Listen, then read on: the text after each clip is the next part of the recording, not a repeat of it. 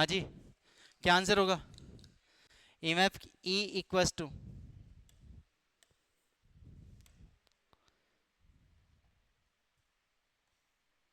इसकी सेटिंग को छेड़ दिया दिखता है किसी ने। हमारे पास क्या है? ई इक्वल्स टू क्या होता है? E naught sine omega T, अभी तो बताया। इसको खोल लो, N A B sine 2 pi upon T dot T. अब कुछ देख लो क्या क्या दे रखा है। चुंबकीय क्षेत्र में किसी कुंडली की आवर्त गति करने पर टी समय पर उत्पन्न प्रेरित विद्युत वाहन को इसने खुद ने दे रखा इक्वेशन की वैल्यू। ई का मतलब ये वाला ई है, ठीक। कितनी देर की वैल्यू इसने दे रखी है? 10, यानी इस पूरे की वैल्यू कितनी दे रखी है? 10। फिर उसने कह रखा है साइन, साइन के बाद में 314t। इस पूरे की वैल्यू कितनी है बच्चों? कितनी कितनी है? 3.14। और ये दे रखा है ई की वैल्यू। हाँ जी। और t इक्वस टू अब दे रहा है कि t इक्वस टू 1/300 पर वैल्यू कितनी होगी? पाई 3 का। हाँ, कुछ नहीं होता इसमें, मान कहाँ जरूरत पड़ेगी? कहाँ जरूरत पड़ेगी इसे? ये ऐसे दे रखा है क्या? मैं ऐसा नहीं बना सकता, या पाई में नहीं बना सकता क्या इसको? सी ऑप्शन है, देखते हैं। तो मैं इसको क्या लिखूं? 10 साइन, इसको 3.14 पाई बनाऊं, पाई बनाऊं। तो क्या करूं मैं? 3.14 कब होगा ये? जब 100 का मल्टीप्लाई 100 का डिवाइड हो ना, तभी होगा। इंटू मैं 100t नहीं लिख सकता क्या? इसको बनाया, इसका मतलब ये होगा ना नीचे। अरे 314 है, इसको मैं 3.14 लिख रहा हूँ, इसका मतलब मैंने 100 से मल्टीप्लाई और 100 से डिवाइड किया होगा ना। वो डिवाइड पॉइंट में ऊपर की तरफ चला गया। तो ये वाली फॉर्म में बन गई कि नहीं बन गई? ये वाली फॉर्म बन गई। तो इसको क्या मैं 10 साइन पाई 100t में लिख सकता हूँ। और ये कितना है? ईएमएफ है कि नहीं है? क्या मैं ऐसा लिख सकता हूँ कि सर साई 10 पाई, मैं इधर लिख रहा हूँ, थोड़ी जगह नहीं है, यहाँ लिख देता हूँ 10 साइन पाई, ये कितना है? 100 इंटू टी की वैल्यू 1/300 है कि नहीं है? क्या बचा? 10 साइन पाई/3, कितना होता है पाई/3? 60। साइन 60 की वैल्यू √3/2। तो क्या आंसर हुआ? 10। लिख दूं क्या? 5√3। दिख रहा है इतना तो? हुआ कि नहीं हुआ आंसर? है। तो ये आंसर हो गया। कितना हुआ था ये? 49। 47 कराई दिया। हो जाएगा अगला भी।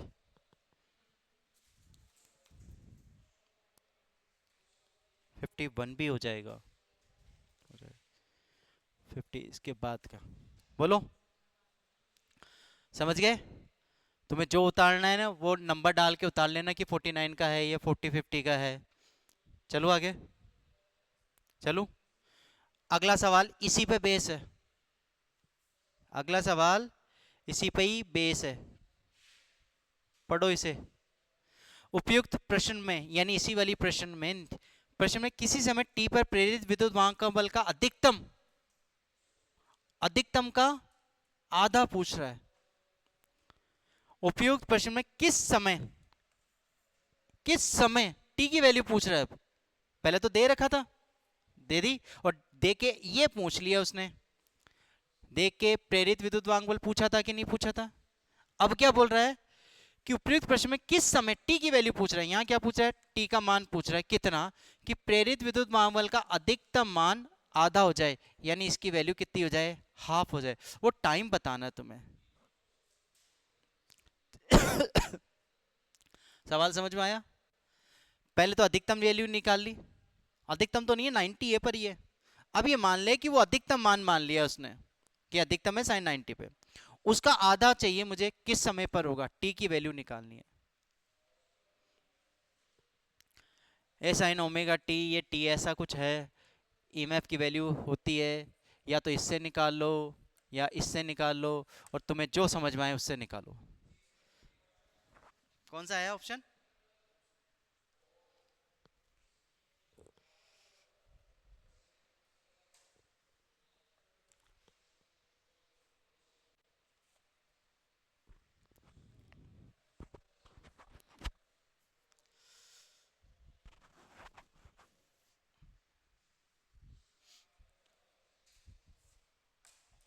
हमें वास्तविक रूप से ये एक्सप्रेशन के अनुसार समीकरण ये है, मैं थोड़ा बता सकता हूँ। समीकरण ओरिजिनल ये है ना हमारे पास, गिवन गिवन है ना, इसका आधा करना है।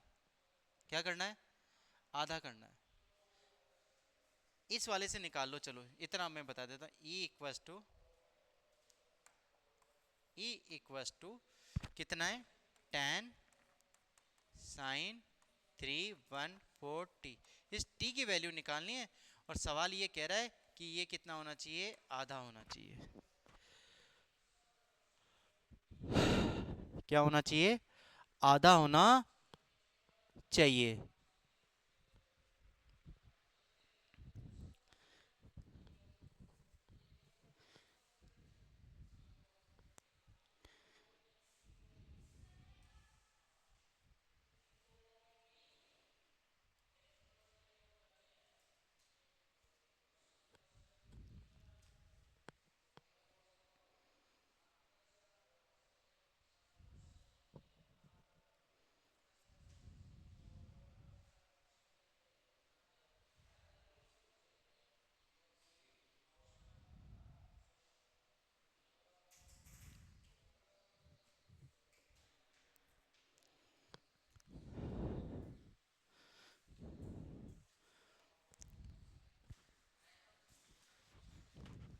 खुला ही रहता है इसको।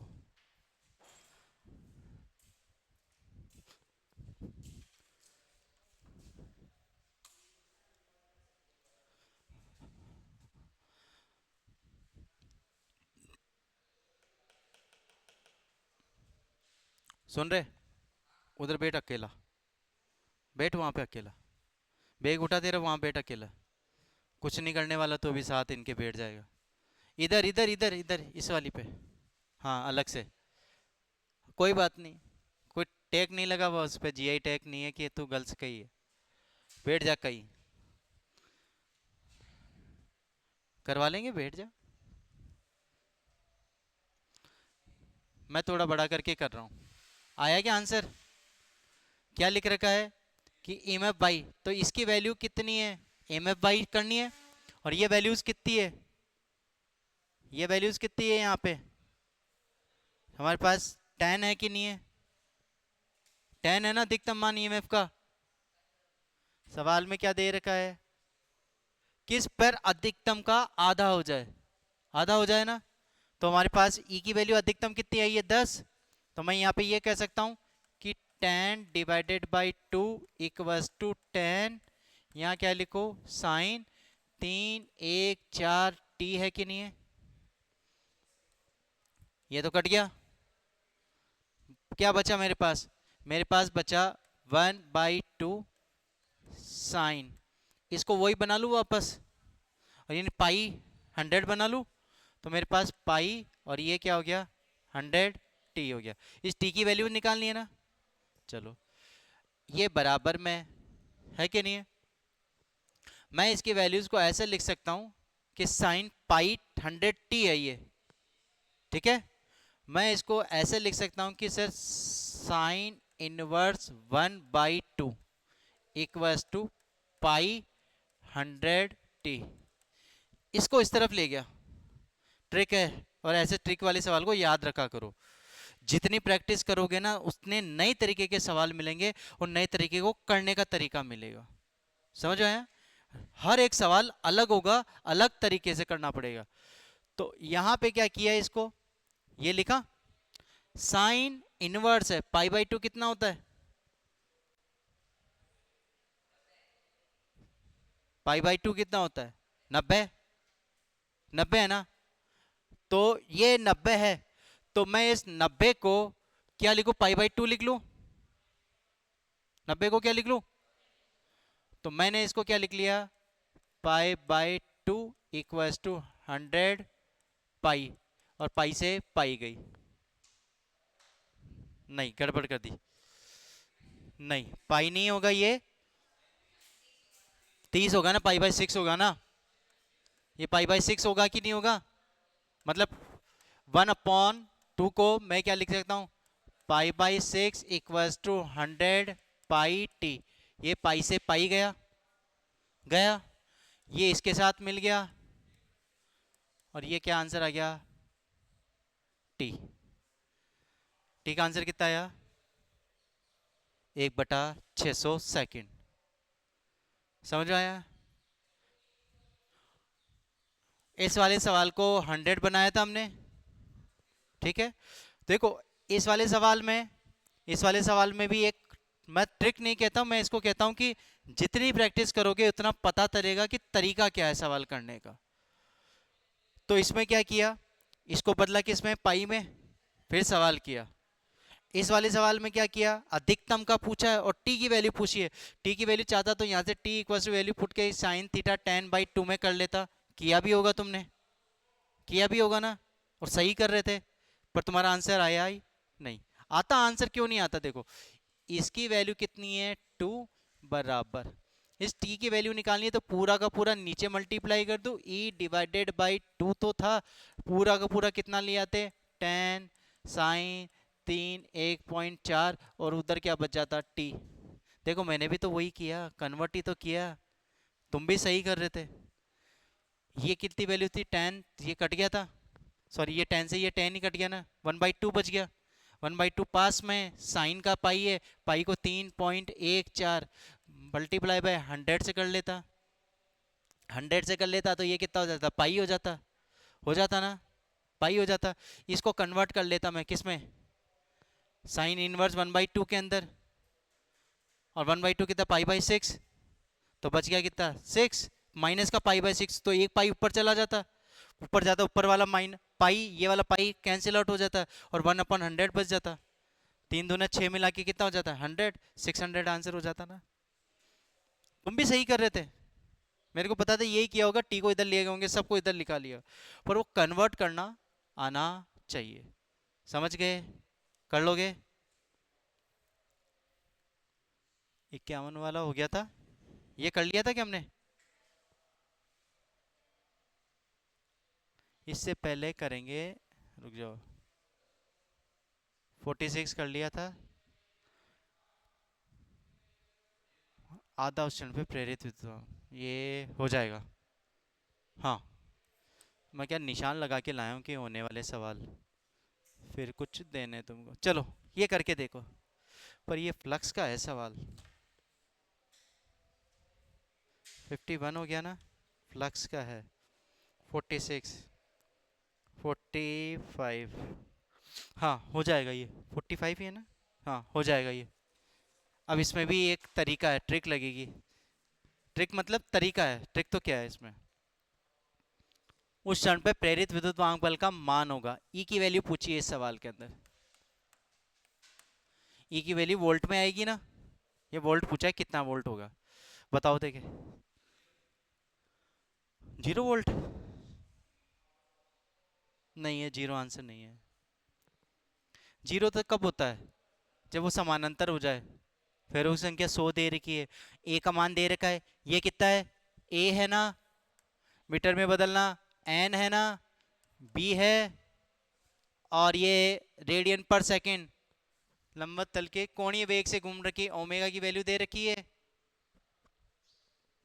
तो समझ फ्लेक्स उस क्षण पे टी का मान पूछा है, टी का मान पूछा है, वही लगा दो, एन ए बी ओमेगा, और साइन थीटा अधिकतम पूछा है ना, साइन 90 हो गया कि नहीं हो गया, equals to N A B omega, और ये क्या था, साइन अधिकतम का 90 हट गया मेरे पास में, एन की वैल्यू है, ए का मान है, बी का मान है, ओमेगा का मान है,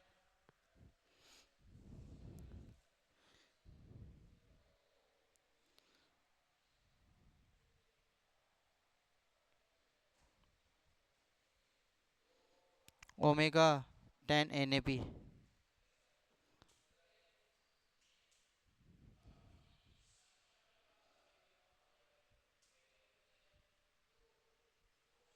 नहीं जी, ये इससे नहीं होगा, क्योंकि ये क्या पूछ रहा है, उस क्षण पे जिसे कुंडली का अधिकतम मान का आधा हो जाए, कौन काम में लेना पड़ेगा, कौन काम में लेना पड़ेगा। चुंबकीय फ्लक्स मान का आधा हो जाए उस क्षण पर, आधा हो जाए, साइन 90 पे थोड़ी होता है आधा। 45, 5 T5 टाई, और टाई लिखा तो omega, omega equals to A B cos of theta, और एन भी लगा लूँ तो फाई का मान का 5/2 हो जाए, ए भी लिखा कॉस फाई गए तो 2। हाँ, साइन 60 डिग्री होगा। हाँ बताओ, आंसर निकला क्या? NAB ओमेगा तो निकाल लिया क्या तुमने? ये तो निकालो कम से कम, फिर मैं बताता हूँ बाकी की चीज। NAB ओमेगा तो निकाला, लाइट आ गई ना? NAB ओमेगा तो निकालो, फिर बताता हूँ मैं।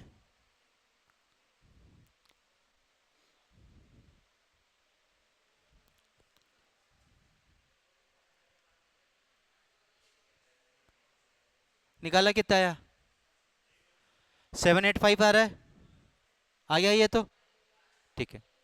अब ये क्या कह रहा है, चुंबकीय फ्लक्स के मान का कितना हो जाए, आधा हो जाए। कितना हो जाए?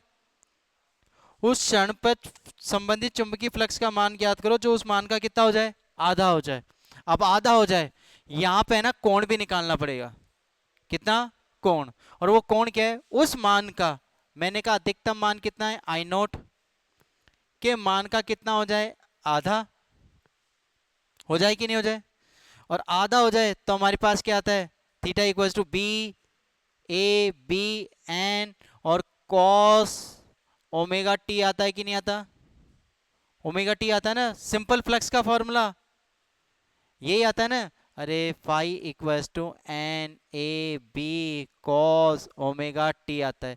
क्या मैं फाई इक्वल्स टू NAB और कॉस थीटा नहीं लिख सकता? और इस थीटा क्या मान का अधिकता है, तो ये कितना है, आधा। ये मान तो तुम्हें दे रखा है, इसको तो साइड में रखो, थीटा की वैल्यू निकालनी है। कॉस आधा कितने पे होता है, कॉस कितने पे, 60 पे। तो थीटा की वैल्यू यहाँ कितनी आ गई, 60 डिग्री आ गई। कॉस 60 आ गई, तो यहाँ पे साइन 90 की जगह क्या रख दो, कॉस 60। कॉस 60 की वैल्यू √3/2। कितना? आंसर हो गया सी। समझ आया? क्या कह रहा है गायक, वेग से घूमती जिस क्षण कुंडली से संबंधित चुंबकीय फ्लक्स अधिकतम हो, उस मान का क्या हो जाए, उस मान का क्या हो जाए, आधा।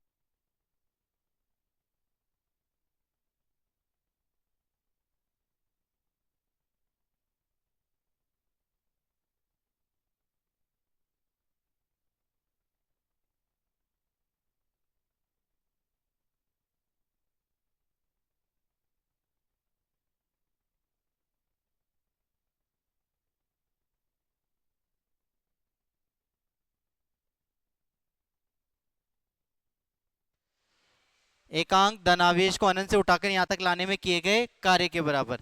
तो वो वोल्ट कुलाम पर एम्पियर, कुलाम और एम्पियर यानी वोल्ट सेकंड में कन्वर्ट कर लिया और ओम में कन्वर्ट कर लिया।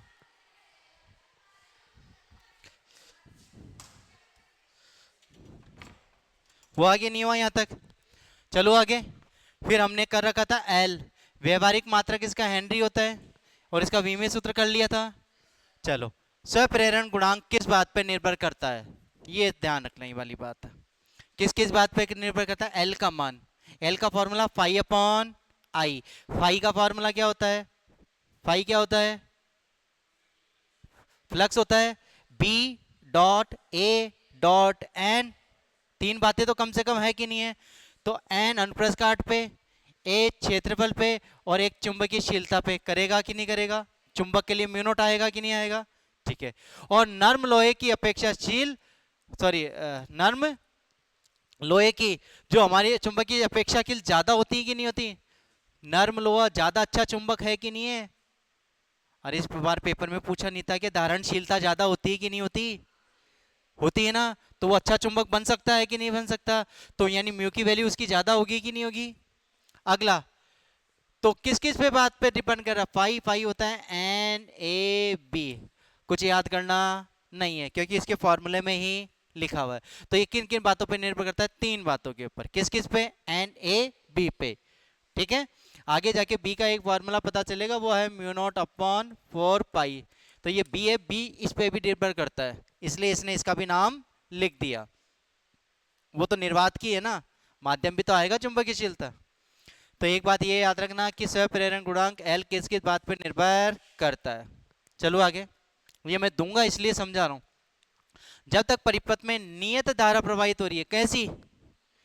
तब तक स्वप्रेरण का कोई मतलब। क्यों?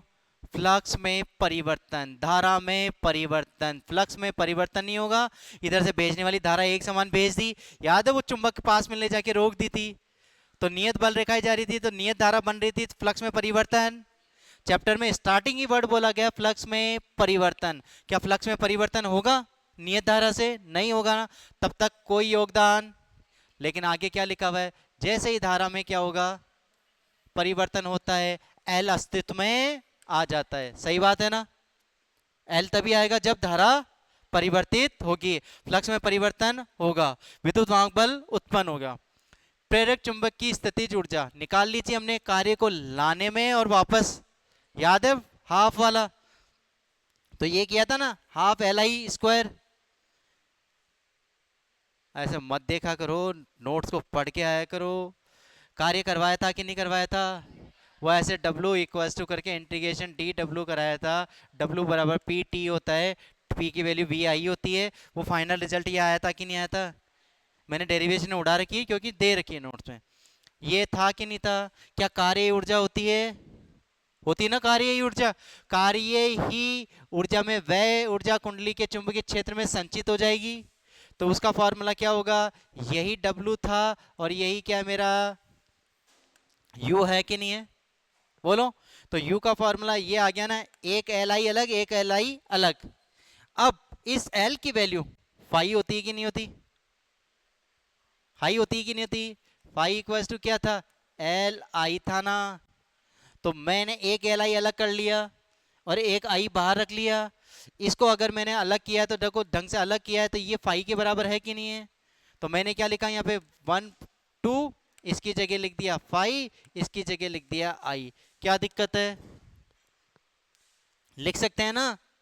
तो अब से स्थितिज ऊर्जा का फॉर्मूला Li के साथ तो है जो है, Li के साथ में है जो है, इसके साथ में भी तो है फाई के साथ में था। एनसीईआरटी में तो यही था ना केवल। अब कंपटीशन में इस पे भी सवाल बन जाएंगे, याद कर रख लोगे? बोलो, समझाने की कोई दिक्कत? चलो आगे। अब आ गया स्वप्रेरक, यानी एल ही चल रहा है अभी तक हमारे पास में। स्वप्रेरक, यदि एन फेरो वाली कुंडली में धारा प्रवाहित कितनी हो रही है? आई हो रही है। तो हमारे पास जो फार्मूला था फाई इक्वल टू कितना था? एल आई था कि नहीं था? और कुंडली में घेरों की संख्या कितनी हो जाए? एन से मल्टीप्लाई कर दो इसको, तो क्या दिक्कत है? कर सकते हैं ना। परंतु फाई की वैल्यू कितने, B A cos of theta होती है कि नहीं होती? तो अगर मैं इस फाई की जगह B A cos of theta रख दूं तो एन के साथ मल्टीप्लाई होके ये एन और क्या हो जाएगा, बी ए और कितना हो जाएगा कॉस ऑफ थीटा। अरे ये तो कर ही रहे थे, वैसे भी कर ही रहे थे ना, ये दूसरे तरीके से बोल के बता रहा है कि एन से मल्टीप्लाई कर दो तो ये हो जाएगा। हाँ मेरे को हो गई सर 9 से।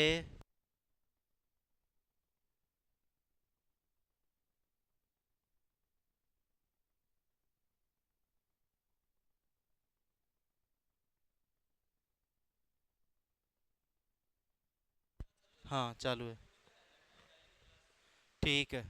हाँ जी, यहाँ तक कोई दिक्कत? कोई दिक्कत है क्या यहाँ तक? फिर अभी जो ये फार्मूला काम में लिया, इस फार्मूले के अकॉर्डिंग मैंने बुना के इस तरीके से लिख दी, और फाई का मान B A cos of theta into I होता है कि नहीं होता? वही बात, थीटा इक्वल टू कितना कॉस जीरो पर आई मैक्स होगा कि नहीं होगा? तो इस कंडीशन में अब एक फार्मूला न्यूमेरिकल पर्पस के according, L equal to N A B upon I के साथ में, याद रख लोगे, लिख लो इसे, अभी न्यूमेरिकल करेंगे, फिर बीच बीच में पीछे पलट के नहीं करने वाले अपन। हाँ जी,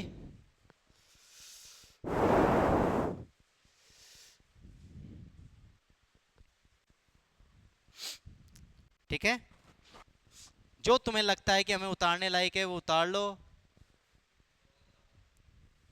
हाँ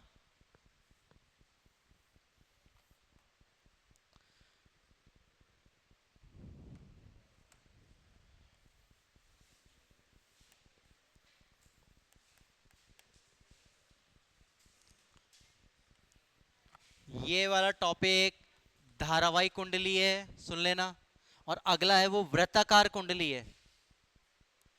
धारावाहिक कुंडली है और एक पूर्ण वृत्ताकार। एक कुंडली तो सिंपल ये है, ये यूं लिखा और ये,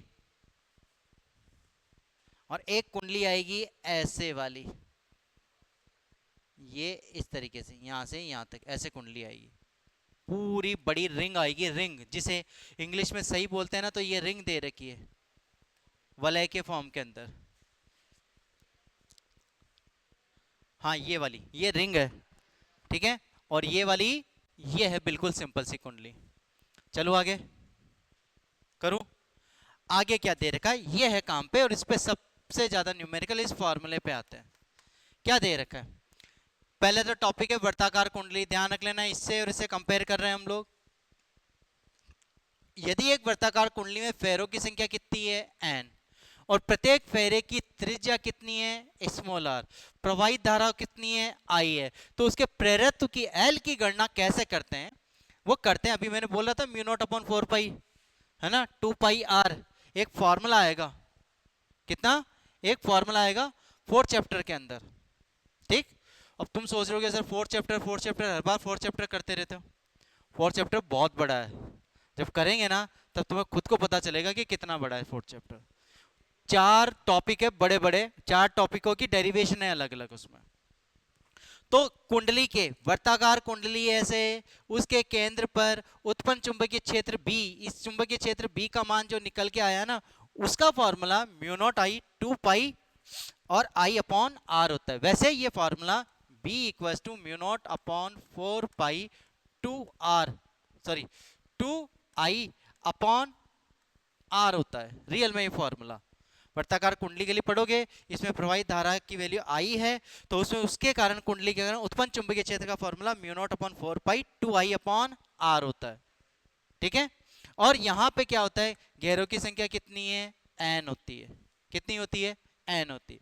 अब यहाँ पे वर्ताकार कुंडली के लिए क्या जोड़ रखा है, 2 पाई आई जोड़ रखा है, कितना, 2 पाई आई, और ये जोड़ रखा है। अब हमें फॉर्मूला क्या पता होता है, एल, एल का फॉर्मूला क्या होता है, एल का फॉर्मूला क्या था, एन फाई, एन फाई के साथ में एल पाई अपॉन आई, ये है ना, जहाँ घेरों की संख्या एन, पाई की वैल्यू, सॉरी पाई की क्या रहे, बी की वैल्यू ये बी, और ए की वैल्यू क्या कर दी, area, N A B, N A B I, ये मान लो, चलो इसमें वैल्यू पुट कर दी हमने, और वैल्यू पुट की तो कितना आंसर आया, एन की जगह एन, बी की जगह बी, ए की जगह आई की जगह आई। इस पूरे को सॉल्व किया तो एक फॉर्मूला निकल के आया एल, ये नोट कर लो अभी के अभी, ये वाला फॉर्मूला नोट कर लो। वर्ताकार कुंडली के लिए एल निकालना है, कहां पे निकालना है की गणना की जाती है? उसके केंद्र पर। कहां पे निकाल रहे हैं? केंद्र पर। तो mu naught pi N square L by 2 होता है। कर लिया नोट? हो गया। अब सामने वाले इस फॉर्मूले से रिजल्ट क्या निकला? रिजल्ट निकला कि एल डायरेक्टली प्रोपोर्शनल टू किसके होता है? एन स्क्वायर होता है। होता है कि नहीं होता? एन स्क्वायर होता है तो ये वैल्यू क्या होगी? ये वैल्यूज होगी L1 अपॉन L2। दो अलग अलग, पहले ये सिंगल के लिए निकाल रहे हैं, अब दो अलग अलग कुंडलियों के लिए जिनकी त्रिज्या कैसी है? समान है, लेकिन स्वप्रेरण क्या है? अलग अलग है। घेरों की संख्या क्या है? अलग अलग है। यानी एल स्क्वायर एन से हो गया कि नहीं हो गया? तो ये अनुपातिक का फॉर्मूला हो गया। अनुपात निकालेंगे अभी कुंडलियों के हम लोग। चलो आगे बोलो। इस फॉर्मूले में एल डायरेक्टली प्रोपोर्शनल टू किसके है? डायरेक्टली प्रोपोर्शनल किसके हैं? और बाकी तो सब नियतांक ही है ना। तो नीचे की लाइन, यदि कुंडली की त्रिज्या आर को क्या कर दूं? दुगना कर दूं, तो ये भी तो दुगना ही हो जाएगा ना। एल की वैल्यू कितनी हो जाएगी? L2 की वैल्यू L1 की कितनी हो जाएगी? दुगनी। होगा कि नहीं होगा? और क्या बोल रखा है यहाँ पे? n क्या मान लिया उसने? नियत। और अगर n बदल रहा होता तो बताओ क्या फॉर्मूला बनता? इसकी फॉर्म में बता दूं। हर चीज लिखूं या लिखी भी हो जरूरी?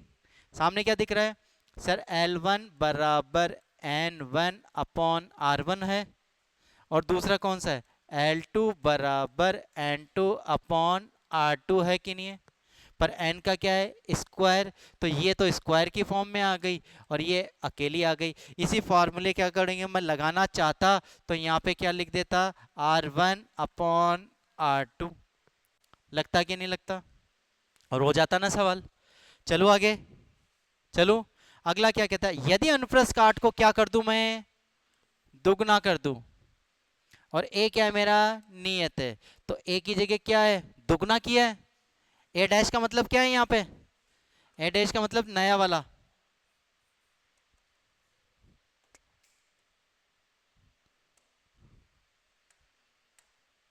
ए का मतलब क्या है? ए डैश का मतलब क्या है? नया वाला। तो पुराने वाले का क्या हो जाता? दुगना हो जाता ना। दुगना होते क्या होता था? Pi R square. तो वो कितना? 2 pi R square. 2 pi R square, R दुगनी है, आर पे डायरेक्टली प्रोपोर्शनल है ना। अब आर पे क्या आ गया? स्क्वायर आ गया, तो उस पे भी क्या आ जाएगा? R square plus R square equal to 2 R1 plus R2 का होल स्क्वायर। तो वो कितना हो जाता? 2√2 R हो जाता कि नहीं हो जाता? अरे सिंगल आर, फिर दूसरी R, R square, R square root लिया। लिया कि नहीं लिया? क्यों? अरे क्योंकि इस पे स्क्वायर है। यहाँ फॉर्मूले में आर सिंगल है कि नहीं है? पर हम लोग क्षेत्रफल के रेस्पेक्ट में निकाल रहे हैं। किसके रेस्पेक्ट में? क्षेत्रफल के रेस्पेक्ट में। तो आर सिंपल क्या था? अरे आर, आर समानुपाती एल था कि नहीं था? अब क्या दे रखा है? आर स्क्वायर बराबर समानुपाती एल है, तो आर बराबर क्या आएगा? रूट एल आएगा कि नहीं आएगा? अब ये क्षेत्रफल के सापेक्ष है, मैं ये कहना चाह रहा हूं, ये क्षेत्रफल के सापेक्ष है, ये केवल त्रिज्या के सापेक्ष है, और ये एन के सापेक्ष है, और ये एन अपॉन एन टू के सापेक्ष है, और ये पूरा N upon N two R1 upon R2 के सापेक्ष है कि नहीं है? और फिर कह रहा हूं सारी कहानी निकल के एक ही जगह से आ रही है, और वो है फॉर्मूला ये वाला। इसको उठा के ये बना दिया। इसमें बी की वैल्यू रख ली वृत्ताकार कुंडली में। तो ये स्पेशल केस है वृत्ताकार कुंडली के लिए, ध्यान रख लेना। और वृत्ताकार कुंडली में कितने केस हो गए देखा जाए तो? एक तो एल पे होता है, एन स्क्वायर पे होता है, अनुपातिक मान पे ऐसा होता है, अनुपातिक तो है आर के साथ ऐसा होता है। पर ये अगर कुंडली का क्षेत्रफल की बात कहते तब हमारे पास में आंसर अलग हो जाएगा। समझ गए? तो तुम्हें ये सब चीजें याद रखनी पड़ेगी कि सवाल किसका पूछ रहा है। इसका कुंडली का पूछ रहा है या वृत्ताकार कुंडली का पूछ रहा है? वृत्ताकार कुंडली का पूछ रहा है तो उसमें 4 केस है एक तरीके से। 4 क्या ज्यादा ही हो सकते हैं, बनाना चाहे तो और भी बन जाए, है कि नहीं है? चलो आगे बोलो। तो एल डैश नई वाली की, पुरानी वाली की स्वप्रेरक की वृद्धि कितनी होती है? 41%। ये डेरिवेटिव वैल्यूज है तुम्हें याद रखनी है कि अगर मैं क्षेत्रफल को क्या कर दूं, दुगना कर दूं, तो उस कुंडली का स्वप्रेरण कितना गुना हो जाएगा, 41 पॉइंट लगभग 4 के आसपास। वैसे 41.7 भी है, पर ये 41 पॉइंट तक कुछ भी आए आंसर लिख लेना। चलो आगे बोलो। अब करते हैं सवाल। 52 नंबर का सवाल है, ऊपर काम में आता है तो ले लो कोई चीज काम में, जो नहीं लिखी है इससे छोटा और नहीं होगा। दिख रहा है क्या, इतना छोटा दिख रहा है पीछे? मैं ऊपर वाली चीज तो फिर लिखी होगी तो। 5 सेंटीमीटर त्रिज्या की वृत्ताकार कुंडली है, घेरों की संख्या n, r का मान ये, l की वैल्यू पूछिए, l की वैल्यू पूछिए। r दे रखा 5 सेंटीमीटर, सेंटीमीटर को मीटर में करूँ तो 5 × 10⁻⁻²। n की वैल्यू आपको दे रखी है, l का वैल्यू पूछिए।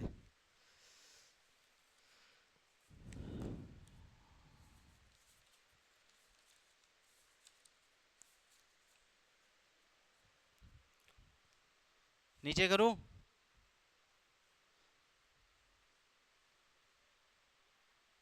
ऊर्जा नहीं, हाँ ये रहा, इसी के अंदर होगा।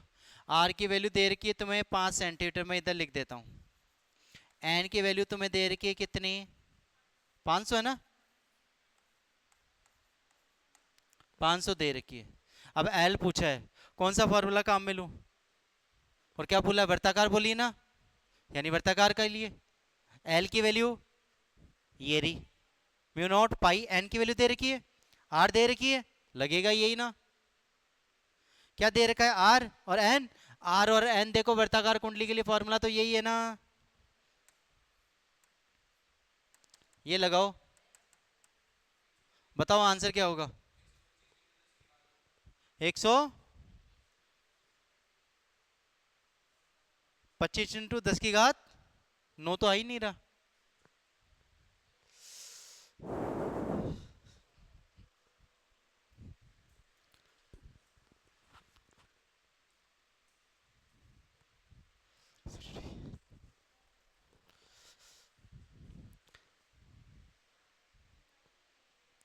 पाई की वैल्यू 3.14, म्यू की वैल्यू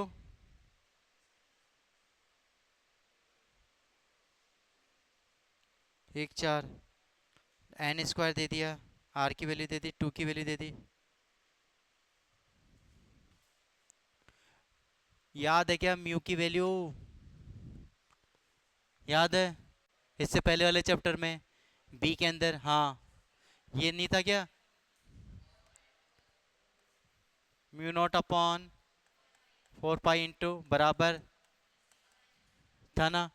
हाँ तो फिर रख के आंसर नहीं आया, तूने नहीं रखा ना। हाँ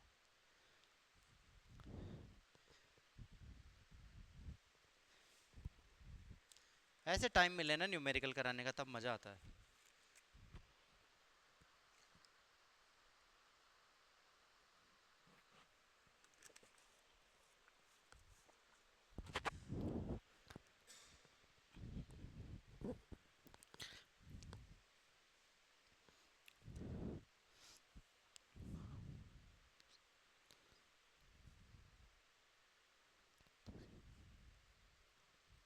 ये तो आसान है।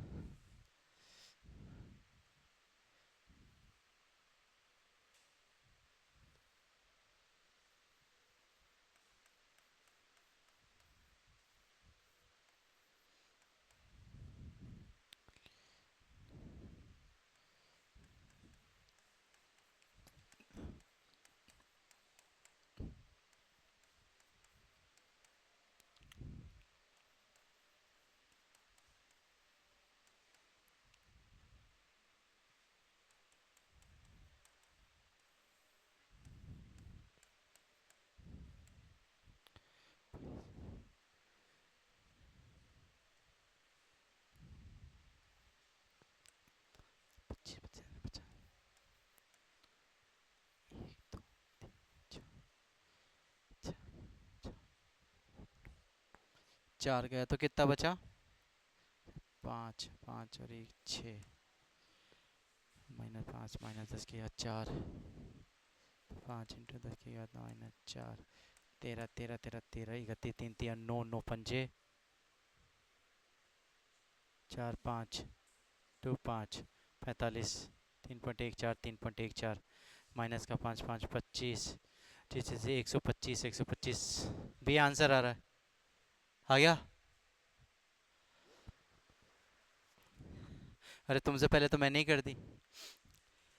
4 पाई म्यू की वैल्यू 10⁻7, 4 पाई 10⁻7, 4 पाई 10⁻7, पाई की वैल्यू ये, आयन की वैल्यू ये, आर की वैल्यू है, डिवाइडेड बाई 2 से 2 गया ये कितना? 25 25 125 125 5 625। अरे पहले न्यूमेरिकल सॉल्व कर लिया करो। 625 को मल्टीप्लाई किया कितने से? 9 से, 3 3 लगभग 9 के आसपास हो गया, तो लगभग लगभग यही 25 के आसपास वापस वैल्यूज आ रही है।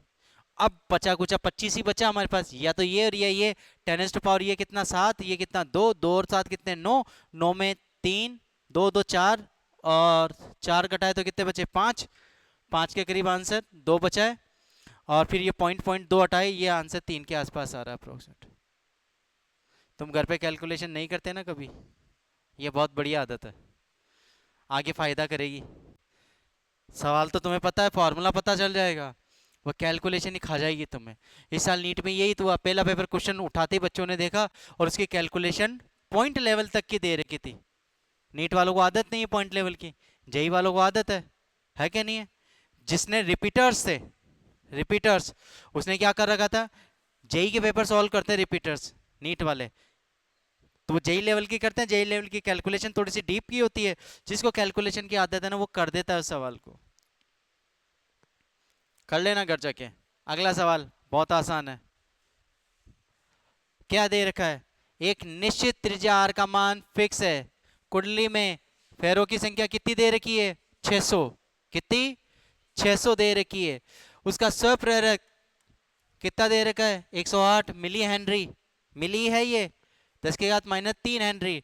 फिर दूसरी समरूप कुंडली, समरूप वैसी की वैसी जिसकी भी त्रिज्या समान है, फिर उसमें फेरों की संख्या कितनी है? N2। इसमें कितनी है? N1। वो दे रखा है L1, निकालना है हमें L2। कहीं देखा ये फॉर्मूला? ये देखा, कर दो जल्दी।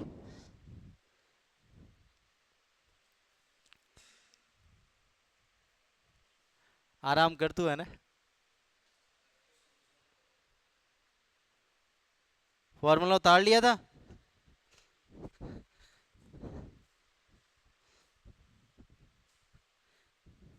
एक पेंच लेके बैठा है ना तू?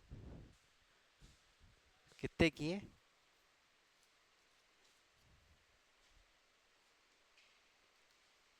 बढ़िया, मत करे। क्या चीज नहीं समझ में आ रही तेरे को? फॉर्मूले बैठ के बताए अभी सारे, बताए, सवाल तरीका बता रहा हूँ करने का, फिर भी तू कर नहीं रहा है, कैलकुलेशन तू करता नहीं है। यही चीज तूने यहाँ छोड़ दी अभी, अगले सवाल में फिर यही आ जाएगी, फिर अगले सवाल में फिर ये आ जाएगी, फिर अगले में फिर यही आ जाएगी।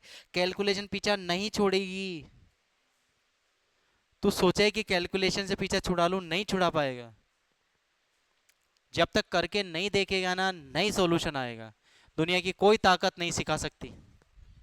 Option B 75। कितना किया? L1 L2 के फॉर्मूले से रख। फॉर्मूला क्या था हमारे पास? N1/N2 का होल स्क्वायर, और L1/L2 से बिल्कुल सिंपल था ना, L1/L2, L2 पूछा था, N1 का स्क्वायर अपॉन N2 का स्क्वायर, यही था। L2 पूछा था, L2 इधर ले गया तो L2 बराबर, सॉरी, L2 बराबर ये नीचे आ जाएगा, तो क्या था? L1 मल्टीप्लाई बाई N2 का स्क्वायर अपॉन N1 का स्क्वायर। L1 कितनी दे रखी है? 108 मिली, 108, 108 इंटू 10 की घात कितना? -3 इंटू N2 कितनी देर की? 500।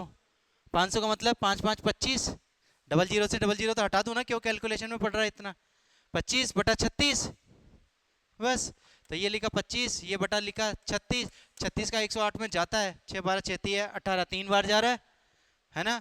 3 मतलब 75, आंसर हो गया 75। ले 76 77 74, कुछ नहीं करना, हो जाएगा। कौन सा करना है? 57। 57 के बाद में, 57 के बाद में 52 कर लिया था अपन ने।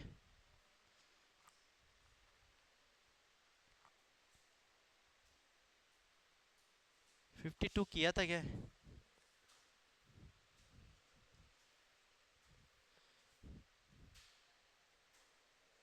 और कहाँ गया 52?